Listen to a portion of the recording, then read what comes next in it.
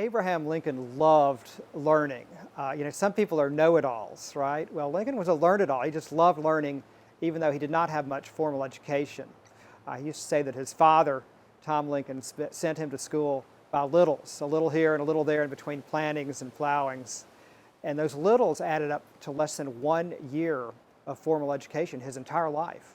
And that took place in little log cabin schoolhouses on the Kentucky and in Indiana frontiers. But he loved learning, he loved reading. He used to say, my best friend is a man who can get me a book. And he would literally walk miles through the Indiana woods to lay his hands on a book if he could get one.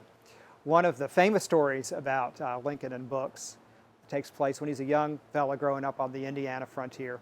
And he borrowed a book from a neighboring farmer. The farmer's name was Hosea Crawford. It was a biography of George Washington. And Lincoln slept in the loft of where the cabin that they lived, and right under the roof.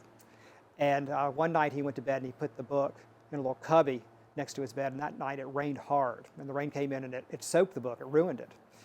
And of course Lincoln was horrified when he woke up the next morning, because books were such precious things out there on the frontier, but he knew what he had to do. He took the book and he walked over to Cy Crawford's farm and he showed it to him and he said, I can't pay for it, I don't have any money, but I can work for it. So the book was worth 75 cents, and a day's wage back then for working in a cornfield was 25 cents a day. So Lincoln worked for 3 days in Cy Crawford's cornfield to pay for that book. And at the end of those 3 days, he had earned that book.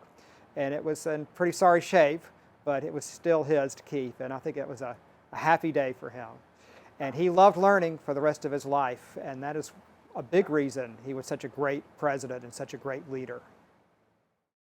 I'm John Cribb, and I hope you'll read my novel, Old Abe. I hope it brings Lincoln to life for you, and I hope it helps you love Lincoln as much as I do.